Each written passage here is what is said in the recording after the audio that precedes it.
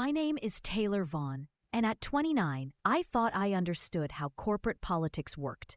For 3 years, I'd been the backbone of Morrison Financial's analytics department, consistently delivering results that impressed clients and generated millions in revenue.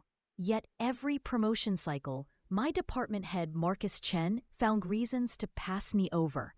Not quite ready for leadership, he'd say, while promoting less qualified male colleagues. What Marcus didn't know was that I wasn't just another ambitious employee grinding for advancement. I was the granddaughter of Elizabeth Vaughn, whose investment empire had quietly acquired a controlling stake in Morrison Financial 6 months ago through a web of shell companies. The family had decided it was time for me to learn the business from the ground up. But Marcus's systematic sabotage was about to backfire in ways he never imagined.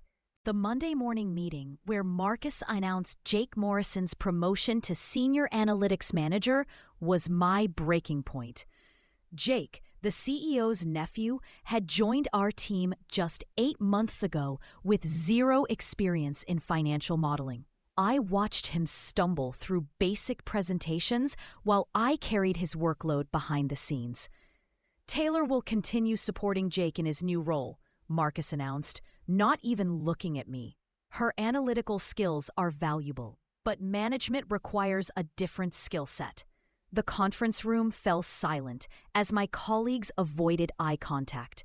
I maintained my professional smile, knowing that in exactly 2 weeks, the quarterly board meeting would reveal some very interesting changes in company ownership. My grandmother had taught me patience was a virtue, especially when planning the perfect corporate restructuring. Jake's first week as my supervisor was a masterclass in incompetence wrapped in unearned confidence. He scheduled client presentations without understanding our methodologies, promised deliverables on impossible timelines, and somehow convinced Marcus that his fresh perspective was revolutionizing our department. When the Henderson Group, our biggest client, requested a complex risk assessment model, Jake volunteered our team without consulting anyone about feasibility. "Taylor can handle the technical stuff," he told Marcus. "I'll focus on client relations and strategic oversight." I watched him fumble through basic financial terminology during the project kickoff call, while I frantically typed corrections in the chat.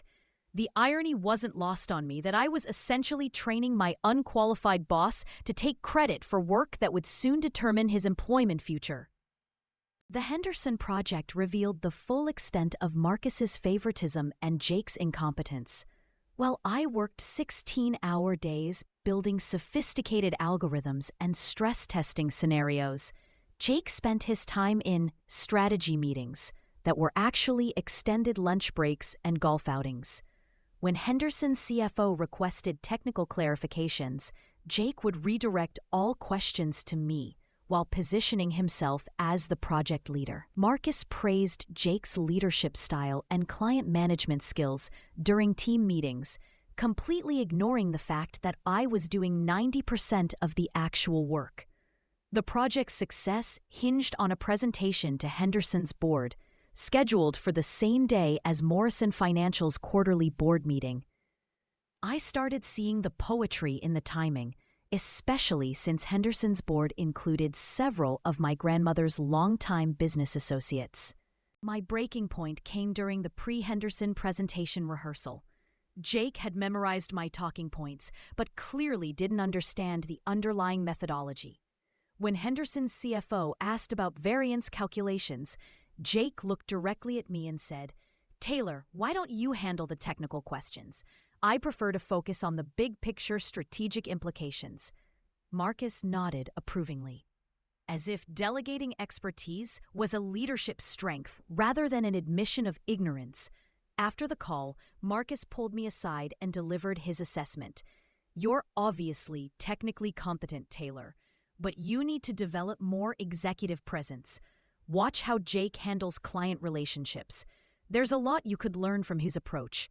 I smiled and agreed, thinking about the executive presence I'd be demonstrating at the board meeting in exactly 6 days. The morning of the Henderson presentation, Jake was visibly nervous despite having stolen all my preparation work.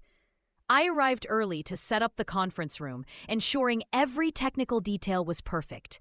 As Henderson's team filed in, I noticed familiar faces, including Margaret Winters, my grandmother's longtime advisor and a Henderson board member. Margaret's slight nod confirmed she recognized me, though we'd agreed to maintain my cover until the appropriate moment. Jake stumbled through the introduction, mispronouncing basic financial terms and confusing several key metrics. When Henderson's CEO asked about model assumptions, Jake confidently gave an answer that was completely wrong. I politely corrected him, explaining the actual methodology while Jake's face reddened with embarrassment. The presentation concluded with Henderson's CFO requesting that all future communications go directly through me, effectively bypassing Jake entirely. Marcus scheduled an emergency meeting after Henderson's team left, clearly frustrated by Jake's performance but unwilling to acknowledge the obvious solution. "We need to reassess team dynamics," he began diplomatically. "Jake, perhaps you should lean more heavily on Taylor's technical expertise while developing your own analytical skills." Jake, defensive and clearly threatened, suggested that I was undermining his authority by correcting him during client presentations. "Maybe Taylor needs a reminder about chain of command," he added, looking to Marcus for support. Marcus nodded thoughtfully, and I could see him crafting a narrative where my competence was somehow problematic. "Taylor, going forward, you'll clear all client communications through Jake first. We need unified messaging from the management level." I agreed enthusiastically, knowing that in 12 hours, Jake wouldn't have any management level to speak from. The Morrison Financial quarterly board meeting was scheduled for 4 o'clock, giving me plenty of time to prepare for what would be my public debut as part of the ownership team.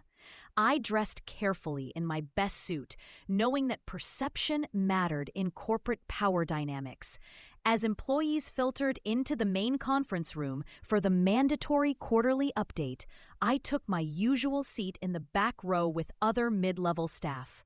Marcus stood at the front with Jake beside him, preparing to present departmental achievements that were largely my work. CEO Richard Morrison began with standard quarterly metrics before introducing some exciting changes in company ownership structure. I watched Marcus's confident expression as Richardson explained that Vaughn Investments had acquired a controlling interest in the company, bringing fresh perspective and strategic oversight to company operations. "I'd like to introduce Elizabeth Vaughn's representative on our board," Richardson continued, gesturing toward the executive entrance. My grandmother entered with her characteristic commanding presence, followed by Margaret Winters and 2 other board members I recognized from family gatherings. Elizabeth will be working closely with her granddaughter, who has been conducting an operational assessment from within our organization.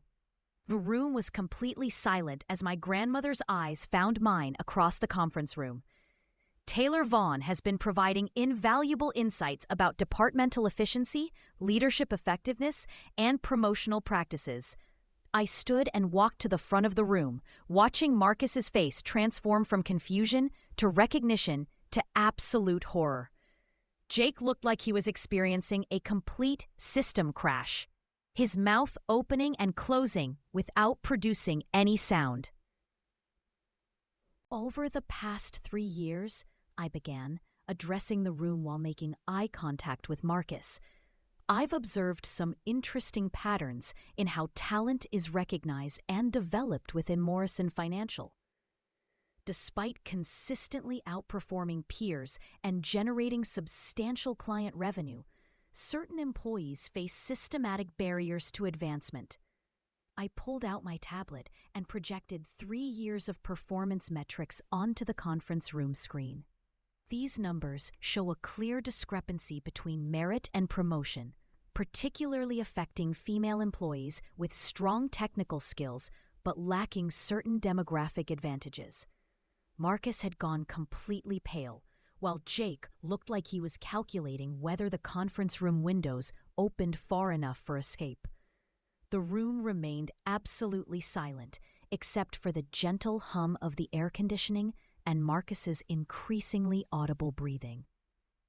Effective immediately, my grandmother announced, Taylor will be assuming the role of Senior Vice President of Analytics, reporting directly to the Board of Directors. We'll be conducting a comprehensive review of departmental leadership and promotional practices across all divisions. She paused to let this sink in before continuing. We're particularly interested in examining cases where supervisory positions were filled based on family connections rather than professional qualifications. Jake's face had progressed through several shades of red before settling on a sickly gray color. Marcus attempted to maintain his composure, but I could see his hands shaking slightly as he processed the complete reversal of power dynamics. The other employees in the room were looking back and forth between me and Marcus like they were watching a tennis match played with grenades.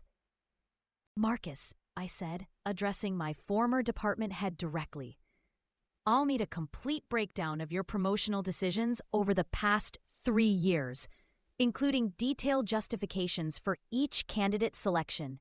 I'm particularly interested in understanding how you evaluated leadership potential and technical competency. His attempt at a professional response came out as a strangled whisper. Of course, Taylor. Miss Vaughn, I can have that ready by end of business tomorrow. The formal address felt delicious after years of condescending interactions and dismissive comments about my potential. Jake had apparently given up on speech entirely and was staring at his shoes like they might offer escape routes. The Henderson Group's endorsement of my work, delivered just hours earlier, now took on additional significance as a validation of capabilities Marcus had systematically undermined. My grandmother concluded the meeting by announcing that Vaughn Investments would be implementing new performance-based advancement criteria and conducting exit interviews with recently departed employees. We believe Morrison Financial has tremendous potential, she stated, but realizing that potential requires leadership that recognizes and develops talent, regardless of demographic factors or family connections. As the meeting dispersed, Marcus approached me with an expression somewhere between panic and desperate politeness. Taylor, I hope we can work together constructively in your new role. Perhaps we could schedule time to discuss departmental strategy and how I might better support your initiatives. I smiled the same professional smile I'd maintained through 3 years of his sabotage and suggested he start by reviewing his personnel files for any inconsistencies in evaluation criteria. The aftermath unfolded exactly as I'd anticipated. Within a week, Marcus had requested a transfer to a different division, citing philosophical differences about departmental direction. Jake's employment was terminated during the 30-day probationary review, officially for performance issues, but everyone understood the real reasons. The Henderson Group expanded their contract with Morrison Financial, specifically requesting that I lead all future analytics projects. My former colleagues adjusted to the new power dynamic with varying degrees of grace, though most seemed genuinely relieved that competence was finally being rewarded over connections. The other female employees in the department started speaking up more in meetings, sensing that the culture had fundamentally shifted from favoritism toward merit-based recognition. 3 months later, Morrison Financial announced record quarterly profits, driven largely by expanded client relationships and improved operational efficiency. My grandmother's investment had proven strategically sound, but more importantly, the company culture was evolving toward genuine meritocracy. Marcus eventually found a position with a smaller firm where his management style was apparently better appreciated. Though I heard through industry contacts that his new role came with significantly reduced responsibilities and compensation, Jake returned to his family's construction business, where his uncle's influence could provide the career advancement that his skills couldn't earn independently. The sweet satisfaction wasn't in their professional setbacks, but in the validation that competence and hard work had finally received appropriate recognition and reward. Looking back on those 3 years of systematic undermining, I realized that Marcus and Jake had inadvertently provided me with the perfect education in corporate dysfunction and the importance of strategic patience. My grandmother's decision to let me experience workplace discrimination firsthand had been initially frustrating, but ultimately invaluable for understanding how power structures actually operate versus how they're supposed to work. The Henderson presentation had become a perfect demonstration of competence versus connections, witnessed by the exact audience capable of implementing meaningful change. Every condescending comment and stolen credit had contributed to building an ironclad case for comprehensive organizational reform that benefited everyone except those who had abused their unearned authority. The most satisfying aspect wasn't the personal vindication, though that certainly felt good after years of professional frustration. The real victory was creating an environment where talent could thrive, regardless of demographic factors or family connections.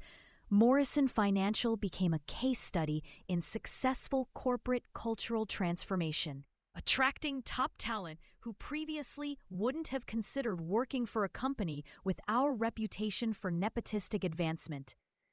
The analytics department's reputation in the industry improved dramatically, leading to new client relationships and expanded market opportunities. Like grandmother often reminded me that the best revenge wasn't just personal success, but creating systemic change that prevented others from experiencing similar injustices.